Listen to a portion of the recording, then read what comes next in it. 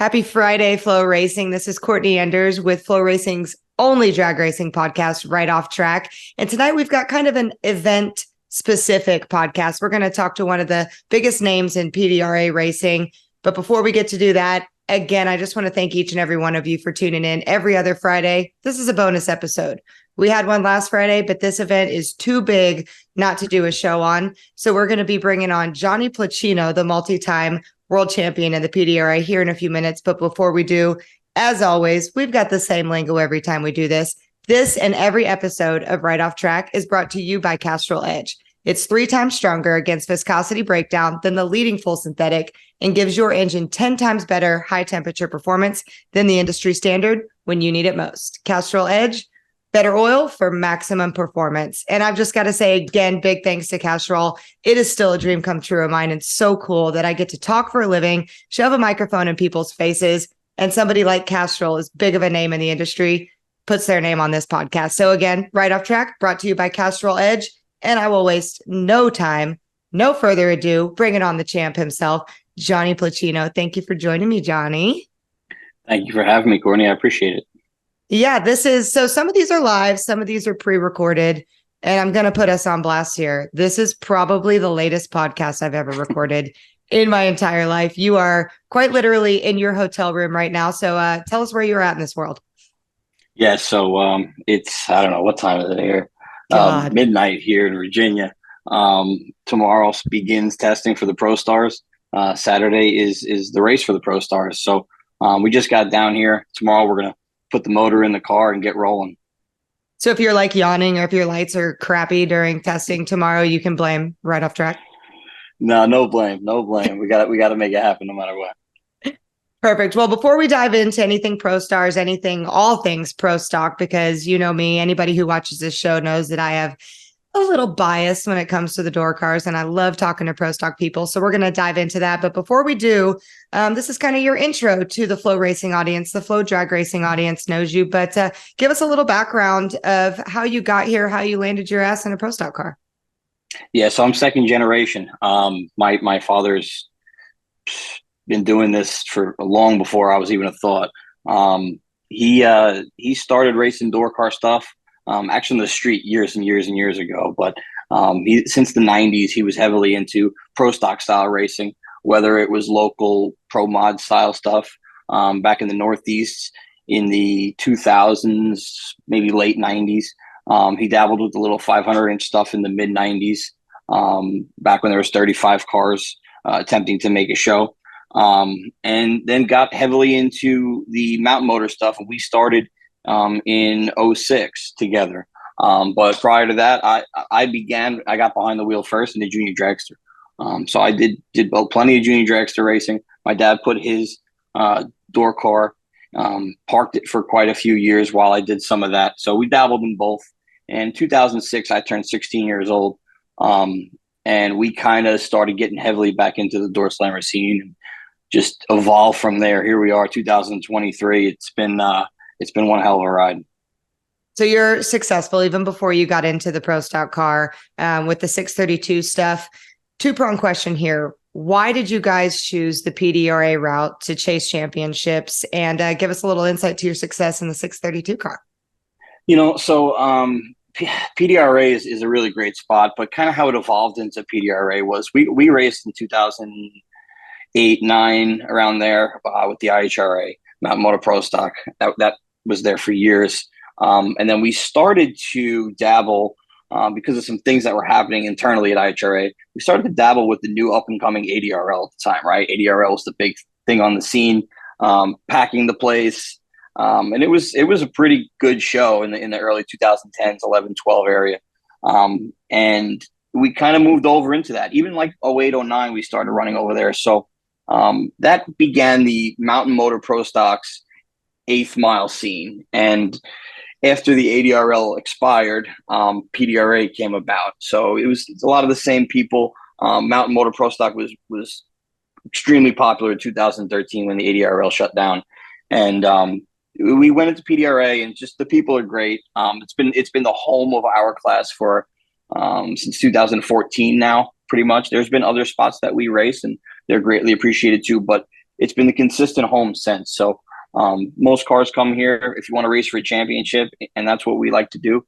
Then that's where you've been racing at this point. So that's the first portion of that question. The second is 632. 632 is a perfect stepping stone for me to kind of get my feet wet and in heads up competitive drag racing.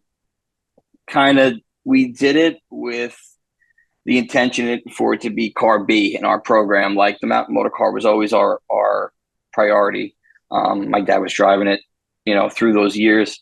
And in 16, he got to win his first championship, which was an awesome accomplishment for us at that time and forever, really. But the 17 came, and I was really getting heavy into the 632 car. PDRA kind of brought it over, and it was nice to go out and run two cars. Well, we thought it was going to be nice. It was a lot more hectic than we originally anticipated, but that's kind of how that all evolved. So thankfully, PDRA has had some pretty cool classes that we've both been able to run. We've got to race them at the same time. We set up our 632 car just like a pro stock car. That's what we know. We know how to pro stock race. There's a certain type of racing pro stock racing is, right? Ratios, all that type of stuff, actually manually working on the car. That's how we always raced it. So that's the angle we went at it. We were extremely successful in 632. I think I got out right at the exact time I needed to, hopped in the mountain motor car, and my dad took the back seat, thankfully. And it's been a fun ride in mountain motor since. So anybody who's watching this who's ever met John Pluchino. So John is Johnny's dad. And anybody who's ever met John Pluchino, he is one of the most passionate human beings on the planet. And whatever he's thinking is going to come out of his mouth, right? So tell us how that went. Was it his idea? Was it your idea? Was the transition smooth of him getting out of the car and you being in the 800H car? Well, I was wearing him out for a long time about it. And you look back at when you were younger, and over time you think you get at least more intelligent, or you learn from how you were, or at least you mature or something. I look back, and maybe I shouldn't have wore him out as hard as I did, but I wore him out for a while, and I got a deal, got some sponsors together to go out and run the NHRA portion of it, and he was going to run the PDRA portion of it in 2019. And I was still focusing on my PDRA championship for 632 in 19. And I said, look, I'm just going to go run a couple of the quarter mile NHRA races. Got a sponsor to help us out, Chip at Strut Masters. And I don't know, we got to one of the PDRA races right before Bristol. I haven't made a run in the mountain motor car yet. He was just weary of me going out to Bristol, which is an interesting place to race as it is, let alone your first quarter mile race there. It's one of the bumpier places, maybe more difficult place to race sometimes. But he said, look, you're not going to go to Bristol without making runs in the car. So you might as well race it this weekend, and kind of just never look back. I don't know if he regrets that or not, but I haven't given the seat back up. Does he ever mention that? Does he ever give you any shit if you're late or go red or something happens? Does he jokingly or seriously ever, think about maybe climbing back in that thing? No, he doesn't give me shit like that. No, you're going to cut me off. No. No, the only shit he gives me is when, if I'm not up to my expectation, I'm the first one to say it. The thing he'll say is, if I did that back in the day, you would have worn me out. And that's the only thing he said. But again, when I was 21, 22, I would have, and I did. Just because I'm extremely competitive, we could have got that, just how I was. But he doesn't give me a hard time. He's pretty good like that. So you've won multiple world championships in multiple classes. That's pretty intense for you've been racing for a long time, but still considered a young career. Now that you guys have made a name for yourself, not only your dad, but proving to the sport that you can come in here too.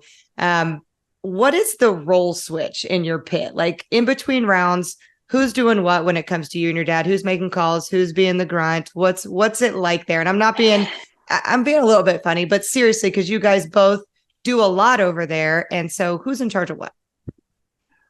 I don't know. I'm the clutch guy still. He does the motor mostly. We have a small team. And as far as the tuning of it goes, we both are capable of doing it. We don't always see eye to eye. We're both capable of doing it. We both have our ideas, but over time, I think that we've learned to work better. If you pit next to us at a race, you've heard us yelling from your pit. So I apologize for that. Even if you have a loud generator, you've heard us yelling from your pit. So it is what it is. We're passionate people. We've had success yelling at each other and figuring it out through the years. So somehow that's worked. You don't want it to go like that, right? You'd rather just agree on everything you do, but it's just not going to happen. When you have, I guess it's good to have, multiple people in the pit who can put the call in the car, and this way you can bounce ideas off each other. He's not always right, I'm not always right, but at least you have somebody to level yourself out and maybe it checks and balances, right? So I think it's worked pretty good so far for us. So I'd like to say so. And I am teasing you just a little bit because I was hoping you were going to mention that, but I think that's what makes you guys so good too. And I mean, let's face it, if you haven't figured it out from listening to his voice by now in this show, straight up Long Island boys, you guys are passionate, you guys are loud, but it gets the job done. And when everything's said and done, I've been over at your pit. The Pro Star community at the PDRA is a very tight-knit community. We're having fun. We're drinking beer. We're watching the NHRA race. And that's got to be pretty cool as a young kid. We've seen pictures of you in your dad's car when you were a little tiny tot. And now you're doing this as an adult in there. That's got to be pretty sentimental and pretty cool when you look back, huh? Yeah, I mean, it's always been a dream of mine when I was young.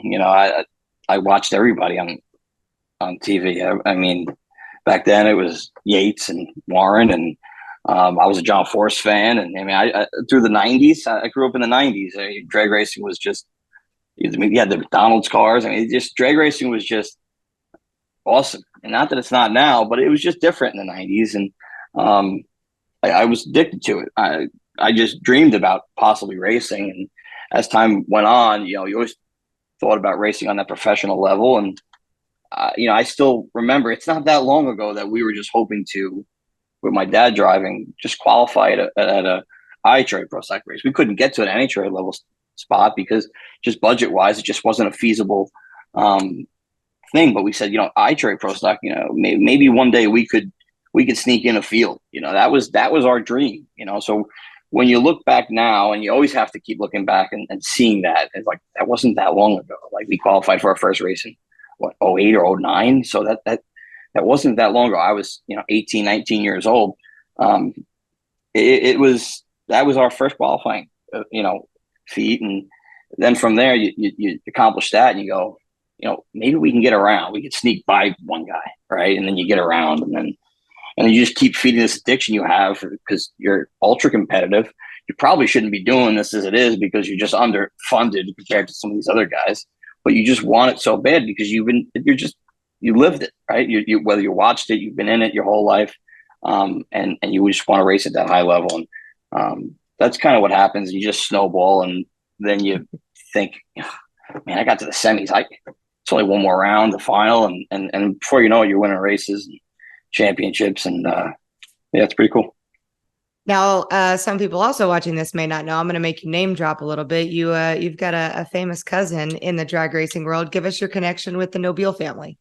Yeah, so I used to be Vincent Nobile's cousin, but now he's Johnny Pluchino's cousin. Oh, you heard it here. So yeah, you could drop that on a press release if you want. No, I'm just teasing. Vincent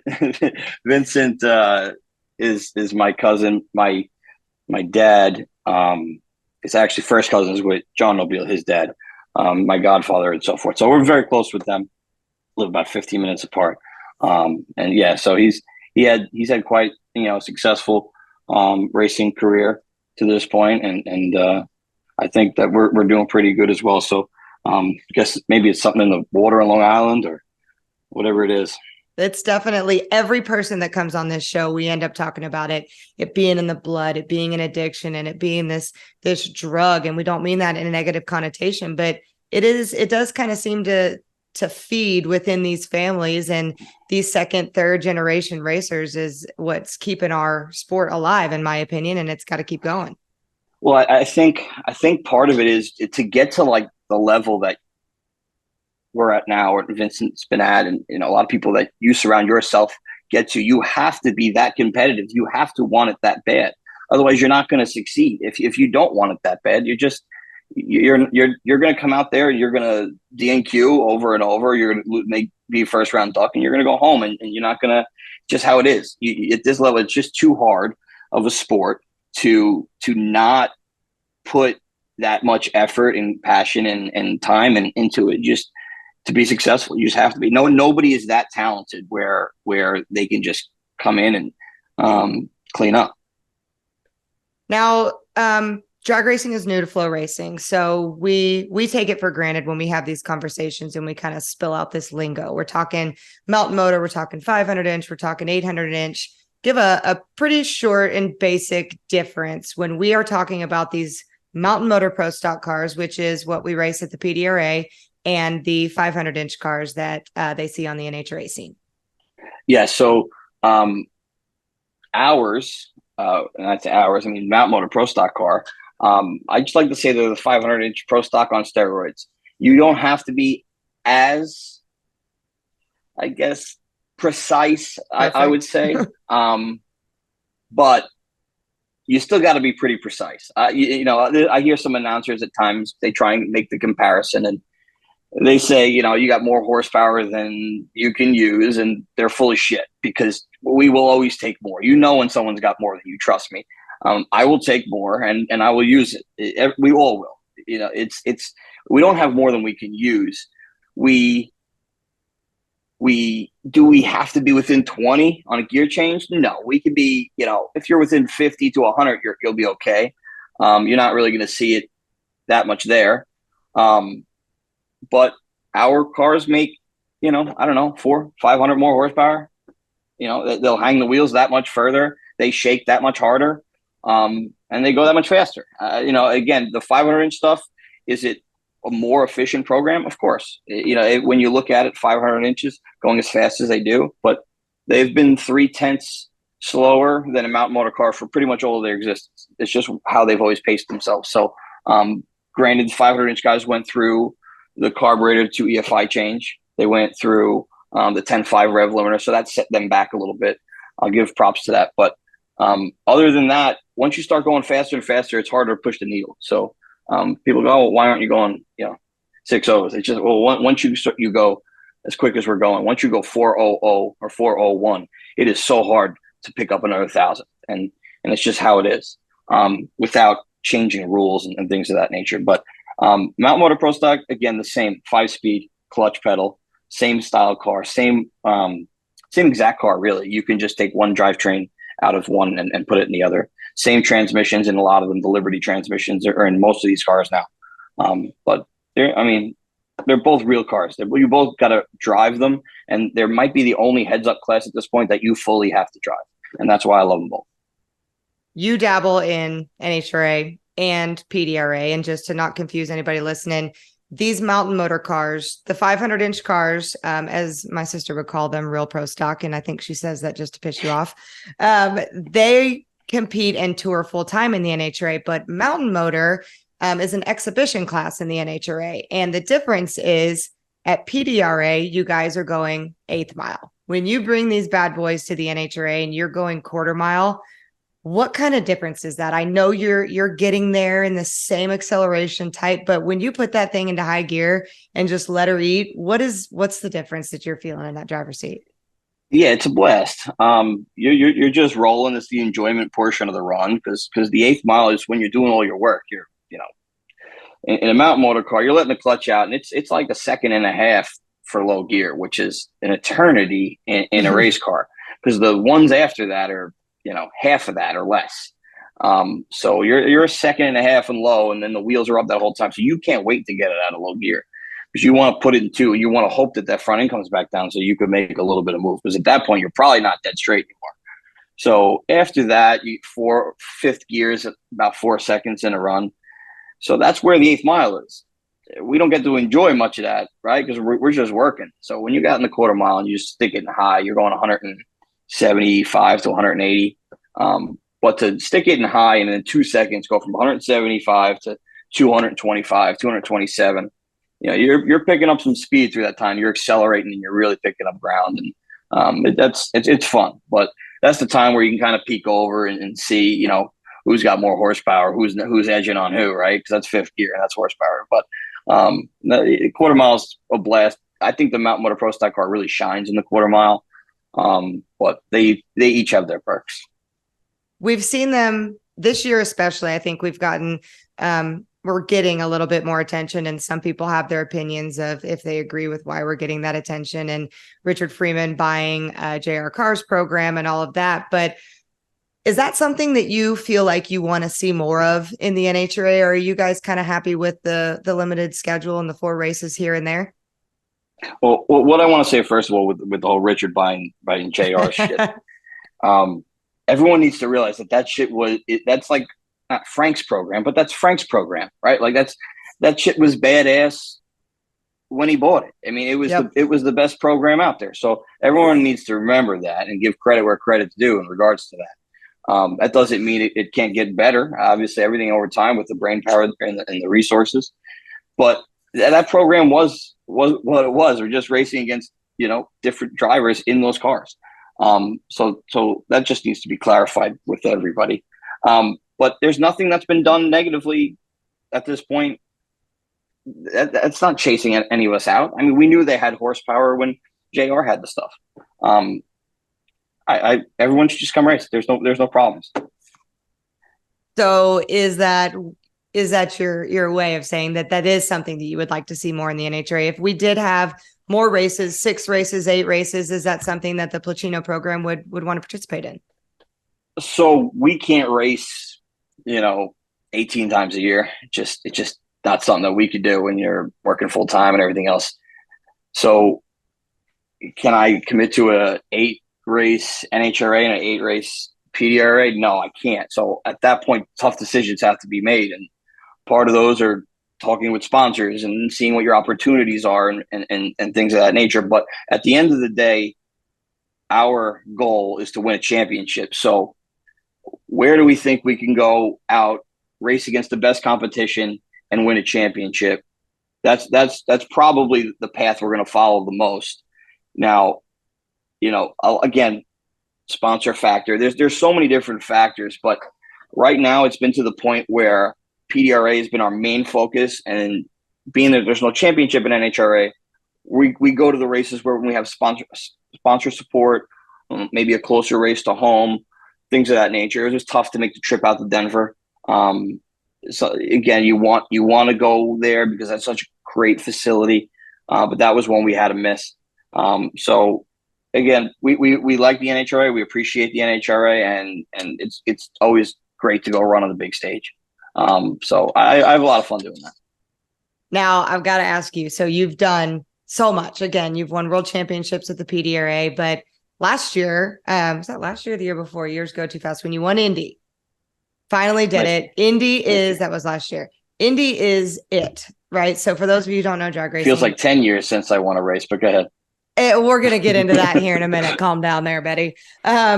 You won Indy, and I think a lot of people, especially in the situation that you're in, where this is a limited exhibition style class in the NHRA, that's like a huge done it, checked off of your list right there. So I've got to ask you, where does that compare? You've done so much. The U.S. Nationals Championship, the big go. I mean, I was down there at the top end with you. That is some emotion that you can't fake. You can't ever forget. Like you and your dad, that was just such a special thing. But then again, on the other hand, and I'm not trying to compare and say one's better. I just want to know for your heart of hearts and your check off list of your to-dos in your career, where does each one of those stand? So the most I've ever celebrated in a race car, after you get the shoots out and you just realize your accomplishment, the most I've ever celebrated was at Indy. I didn't know I was going to be that excited, but that's when you just realize your raw emotion. That's definitely, I guess, probably been my single race highlight to this point. But would I trade it for one of my 4 PDRA championships? No, I wouldn't trade it for a championship. There's something about a season-long grind of being the best that, yes, it's Indy, and a lot of people probably would pick Indy, but there's something about a season-long grind when you're the best of everyone who's doing it in your class. And that's a year-long accomplishment, and that's something that's, you didn't just have a good day. You know, you proved it time over time over time, and you earned that. And the competitive side of me, who just loves this entirely too much, I can't give up a championship. They're pretty special. I love that answer. I'm can't say I'm surprised with that. And I love that. And that's going to transition us perfectly into where we need to be for this weekend. We've got the Pro Stars event coming up. So this is not a points meet. You guys have been working on this all year. Whole shot wins get you there. Round wins, qualifying. It's a really special program. If anybody's familiar with the JEGS All-Stars program, it's as close as we have to that, but with some little Tyler Crossno touches on it, if you will. So this is a one-day event. We're going to be at Virginia Motorsports Park, which you've had much success there.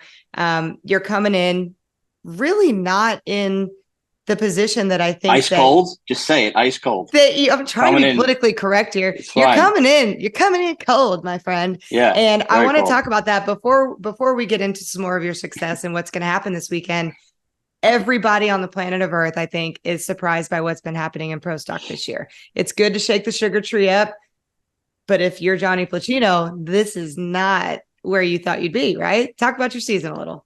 Yeah, it's been rough. So we went out to Bradenton the beginning of the year with one combination, and we just really struggled. And we took the motor out after that and gave it back to Kazi and kind of re-looked at how we wanted to run things, and then went back to Galat and kind of started over. And we've really been experimenting a little bit more this year than we have in the past. We haven't necessarily gone and, knocked the tire off round after round or missed it, or I haven't, slept a ton or red lit or any of that stuff. It hasn't been major mistakes, but we've done a little bit of experimenting that I think will pay off. Sometimes you got to take a couple steps backward to move forward. So I think that stuff will come and pay off. Shit, I hope so. But other than that, it's just, we've had probably 4 or 5 rounds that we've lost less than 100th. We have a target on our back. You're going to get everyone's best shot combined with, we're not running where we should be. I mean, let's call it what it is. We're not running where we should be right now. I think that's going to change. I'm confident that's going to change, but I've said that before and I could be wrong. I don't think I'm going to be wrong, but you'll all know when we're back to where we should be, because we'll go win a race. And then hopefully we'll continue back to where we were, because at times in the past, when we get it together, we get hot. And I'm hoping there ain't much time left this year to get hot. So I'm hoping it's now. Through the summer months, there's not too many of them because we're jump right into September. Not too far along in the PDRA season, but this race, Martin, we feel pretty good in the heat. Hopefully that'll get us some momentum, and we'll see. But I'm pretty confident. Something that you've made me realize, getting to know you guys as I dabble into the PDRA world with this flow stuff, is I take for granted how short y'all's season is. So in my tunnel vision and in my world, we've got, granted, depending on the year, 19 to 24 races to figure your shit out. And you've said this to me a couple of times. This is my countdown. Like, I'm already in my countdown, and you really opened my eyes up to that, to where you don't have a lot of time to figure this out. You don't have a lot of time to experiment. And I feel like I know you well enough where I can say this, like, we're at the Pro Stars. It's like time to shit or get off the pot, right? Yeah, no, 100%. I mean, right now, I think we're going to be where we need to be. We'll find out 100%, but we're not a team who goes out and tests a bunch. So unless you're going out and testing, when you do your experimenting, you're doing it at the racetrack. So we've done some of that. In hindsight, would I go back and change what we've done so far? I don't know, because we wouldn't have learned what we've learned. So we had to kind of go through it to learn where I think we're going to get to. So I don't know that I change it, but I got on the radio after the last race, first round, and I said, I'm fucking sick of losing. I mean, I'm just flat out. I got a little spoiled with it, I guess. And I'm just so hungry to get some round wins and hold the trophy. But it's just a competitive side of you. I would hope everyone feels like that, no matter how much they won or lost. You should want it that bad. I think losing makes me want winning and appreciate winning that much more than winning does. I love the feeling of winning, but I hate the feeling of losing more. That's awesome. That's interesting. So pro stock in the PDRA, pro stock anywhere is one of the tightest fields. Things are won and lost with your left foot. You are very clearly known as one of the best leavers in NHRA, PDRA. You're very consistently good on the tree. Talk to me a little bit about the competition in that class, though. Although you have that persona and you've proved that in the past, things are getting tight and there's more and more car counts up. People are dabbling in. We're going to talk about drink water here in a minute, but the competition that you've got this weekend, got Powers, Pluchino, Boone, Morton, Huffman, Hughes, Rice, and Jordan. Like that's no easy feat right there. Yeah, everywhere we go at this point, everyone's kind of improving, getting better. The class just naturally is getting better. And in order to keep doing it, you don't want to go beat your head against the wall. Everyone who's still doing it at this point is just improving. And I'm getting everyone's best shot at the end of the day. It's just how it is. And everyone's doing a really good job. Everyone you just named can drive, and everyone you just named can go out and make a run. Who do you want to draw? I mean, it is what it is. It doesn't matter who you want to draw. It doesn't matter that we're not qualifying. It doesn't. If we were qualifying, honestly, it doesn't make a difference. If you're running good going into the race, that's all that matters. You got to run good and you got to drive good. You can't go out there and be 60, 70. And look, in a mountain motor car, everyone goes out and they see all the lights in Pro Mod. You see the lights in even 500-inch Pro Stock, and they see the lights in Top Sportsman, Top Dragster. And you get so accustomed to these double O's and teens and 20s, it's normal. So like, oh, you're 30, you're 40, you're 50. In a mountain motor car, it's not that easy to just be double O or teen, especially consistently. It's more you got to get off the pedal. If you're staging shallow and you're going to be consistent and you're going to be quick, you got to get off the pedal. I'm sure that if your sister said the honest truth, I'm not saying she wouldn't. She would probably tell you it's quite a bit slower to let the clutch pedal out on that thing than it is on her car. It's just how it is. So listen, to quote her, why can't I cut a light in this hunk of shit? It's just different, right? It's just, you gotta get off the pedal, and everyone who's out there is doing a pretty decent job of it right now. And I've got my ass handed to me a little bit this year with it. I ain't gonna lie. Don't feel a race like the Pro Stars. You just said it yourself. You want to chase championships. You want to go out there and get these points to where you're the one running that number one on your door. The most horrific thing in drag racing, in my opinion, is having to peel a number one off your door. Like, that's just like burn it to the ground. I don't even want to play that game.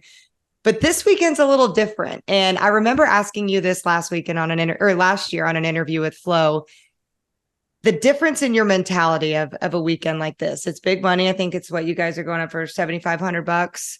10,000. 10,000 for you guys. 15 for Pro Mod, 10,000 for you guys. You mentioned that your program is one of the lower funded programs. That's crucial to your program, but I know that that's not what drives you. So where's the difference in your head this weekend when it's money over points? So you don't have the pressure. So I feel like the pressure is off of you on this. I guess until you get to the final round and you're looking at, if I fuck this up, I'm going to be 10,000 less. we could use that 10,000, really put it in the program here. It'd be kind of nice, you know? So you think about that, but honestly, you can't think negative when you're dealing with pressure. You have to think about your moment. You got to think about what you're doing, and you just have to do it. And you just have to, if you've done it enough, you and you have confidence in yourself, you feel like every time I go up there, I feel like I'm going to crush whoever's next to me. Now, I don't always do that, but you have to go up there with that opinion, be like, I'm going to crush him, you know? And if you're going up there and you're like, this guy's probably going to leave on me, you know, you're going to get yourself so screwed up that it's over. Just don't even click the starter button, push it back and save the parts. So that's just got to be your mentality. So what I'm hearing is you want the money and the points. I want it all, but I like racing no pressure. But you've proven the it. Money goes a long way. These things run on money. They don't run on gas. They don't run on oil. They run on money. So the money helps you get to the next race. And I mean, at the end of the day, we're here for the trophy. You know, we're here because we want to compete. We're here because we want to be the best at what we do. But these different types of races, there's different things you look at. Here, you're here to compete and take the check home. When you go to a regular PDRA race, you're there to compete and for the long-term points to go out there and win a championship, right? So you have that pressure on you. You're counting rounds. You're going, oh, all right. So if I got to the semis here, it's okay. Or like the semis does nothing for me here. You know what I mean? I'm coming here to win a race, or that's it. It's win or bust. So that's kind of how I look at it. As we continue to dissect the PDRA Pro Stars, which is happening this weekend at VMP, something else that's different is you guys have earned your spot in this race. So you're not having to qualify to earn your spot on race day. You guys are getting one hit. Obviously, I'm keeping you up from going to sleep for testing tomorrow, but you're going to test a little bit tomorrow. They're going to have some top fuel action. There's a lot of other things going on at this race that don't usually. We've got Ricky Smith running the top fuel car, which is going to be cool. And I think that all things will stop. Everybody will watch that. We've got country concerts. We've got driver autograph sessions. We've got chip draw, and you've got one hit. Do you like when they shake up things like this and you do things different where minimal qualifying, just going out there, rung what you brung, and the chip draw? Or do you prefer the more monotonous, organized, routine way of things? No, I like the one-off deal is nice. You know, you can't do something like this on a consistent basis throughout the year, but those one-off events are cool. I mean, it's good to grab fans, maybe that came for a country concert, and introduce them to drag racing, and grab you know, some drag racing fans, and for the country artists, maybe they picked up. I know last year my mom came, and she loved one of the country artists, you know, and she never heard him before, but she probably listened to him a bunch of times after that, you know. So you it's good to have that little bit of overlap, and I'm sure that's part of Tyler's thought process behind it. But a show is nice. You know, back in the day, from Long Island, we used to race at Englishtown all the time, and Englishtown had the Night of Thrills. And it became such an event that whether it was Wednesday or Saturday, they did it either on Wednesday or Saturday. They brought in match races. They had monster trucks. They did, you know, all sorts of different things, and the place would pack out every year. Wednesday or Saturday, it didn't matter. It would totally pack out, and Englishtown was a big place to fill. So something like that is a little more family friendly, bring the kids, something like that is important, because it also introduces those kids to drag racing, and it's a good thing to have. I agree. I said this on the West Buck show the other day, like, it's one of the only races where I felt like I attended and I got to watch, and I love my job and I love what we do, but it's work for us. You know, this is a pleasure thing to a lot of people. And we go to the racetrack and it's grind all day. I'm stuck at the top end for 12 hours. I get to see you either be so excited you could just spin the world, or want to slam your door shut. And I get to see that side of both of you. But I think it's cool. Like, we pulled up a golf cart and had a beer while we watched Adam Doliak and PJ North. And I think it's great for the sport. But I want to throw you off here a little bit, because Ricky Smith is doing something odd this weekend. Now, just for informational purposes, we were only going to stream Saturday of the event. And when Ricky called me and told me that he was going to be running Scott Palmer's Top Fuel car, I'm like, we can't not stream that. Like, we have to figure out a way to do it. So we screwed everything around, and we're going to be streaming it. But is there something on your bucket list? Is there a car you want to drive? Is there something else little Johnny sitting in John's car thought he would be doing other than what you're doing right now?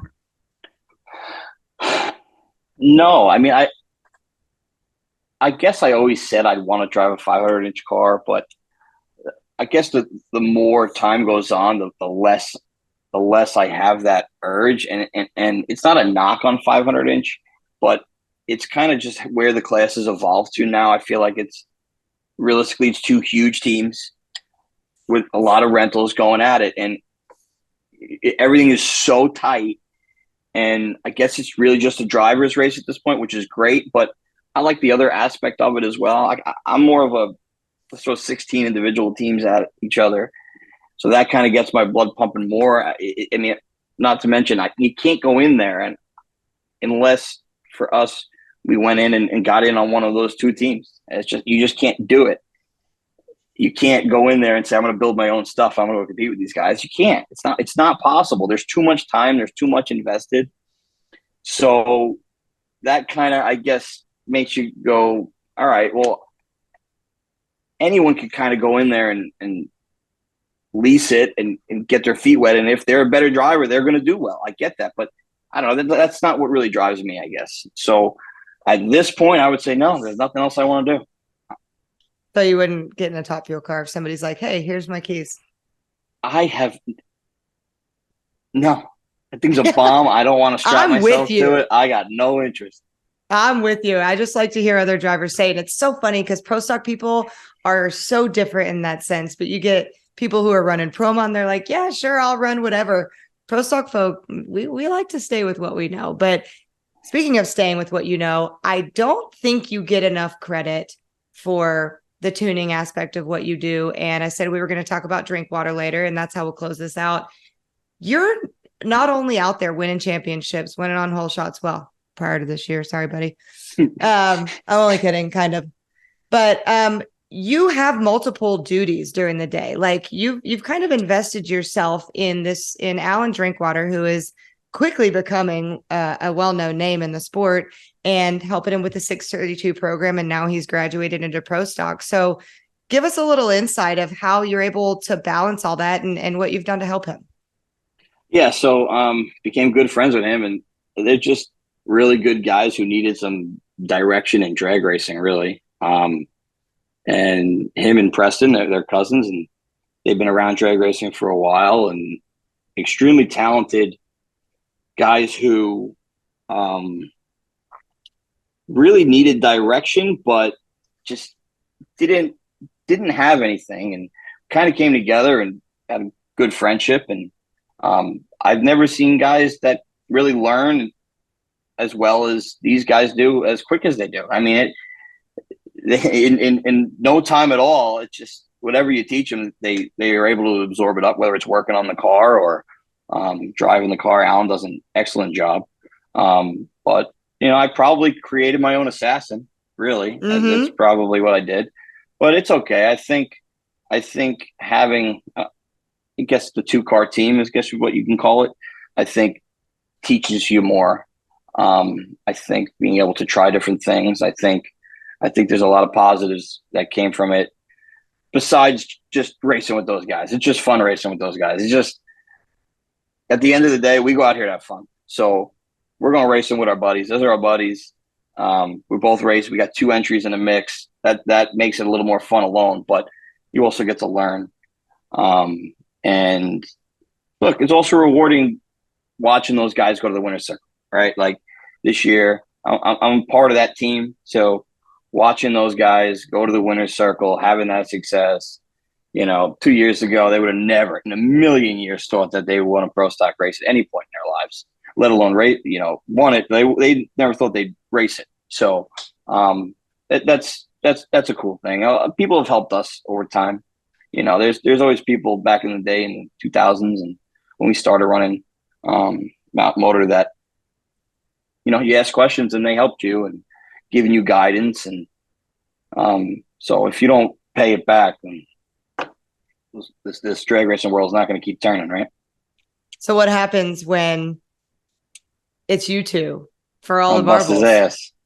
Like, are you still doing everything that you did? Does the role change if you guys are in competition? It doesn't, because I wouldn't do it. I mean, we've talked about, I told him, I wouldn't, I'm either going to commit myself fully to your deal. And look, when the time comes that we got to run each other, if he outdrives me, he'll probably win. If he outdrives me, he'll probably win. But he needs to remember I taught him how to drive. I love it. That's exactly what I was looking for. And I can't talk about him without saying he's just got the greatest hair in drag racing. I'm gonna make some award and just give him like some flowing locks award for the greatest hair in drag racing. They're incredible people, and I'm so glad that you do that, because again, I think that's what makes this sport different than a lot of other sports, is because people don't realize how intertwined a lot of these people are. And you think we want to rip each other's throats out on the starting line, but then you're over there elbow deep in their shit, helping them whenever they need it. And I think that's really cool. But before I let you go, and before we actually go to bed and get on an airplane for the Pro Stars event, what are you most excited for this weekend? I'm excited. I've made you deep sigh a lot today. I'm gonna tell you right now, I'm excited to feel good about drag racing again. Okay, we need to get our shit straightened out and run good, and that's what I feel like is going to happen this weekend. So that's what I'm excited for. But other than that, I'm excited. It's gonna be a great show. My little nephew and niece are coming down, so I think it's just cool. It's a cool event for kids. I'm excited to meet some kids, and just it's a different event. It'll be a fun event. At the same time, we're here to focus on what we do. That's race. While the event's going to be fun and the music's going to be good, we need to do our job, and we need to straighten out this hot rod. And for our sponsors, just want to say thank you to special thank you to Featherlight. Well, there you go. Kelly, I was like, what's he doing? Oh my God. Kelly Equipment Repair, Keith, John from Featherlight. Just ton of support this year. I really appreciate them. Not getting them the winner circle pictures that we planned on, but it's coming. I really appreciate you guys. Obviously my dad for the opportunity. Brud, my main crew guy. Shameless Racing has been a big supporter of us. Just everybody that supports you. PDRA for having the event this weekend. NHRA for having us out there. All of our other partners. I'm not going to list them all here. Castrol for helping when you win on Saturday if you want. Castrol for helping you and your podcast and giving us this time to go over everything. So thank you all the supporters of racing. Everybody who's coming out this week can come by the pit, say hi, and appreciate you for having me. So where are we going to see you next? I mean, we've got the PDRA stuff, but do you have any plans on attending any other NHRA stuff, or where can the fans see you race?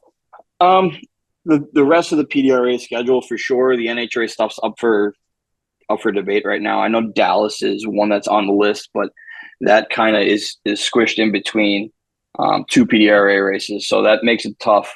3-race swing for us. I don't think we're going to be able to make, but they're up in the air right now for Charlotte and St. Louis. So we're going to see how that plays out and where that fits into our schedule. So we're excited to finish out this PDRA season. Luckily, it's been a mix of players. So as poorly as we have raced this year, we still have a chance to end the season with a championship somehow. But you can't be talking about championships until you start winning races. So let's start there.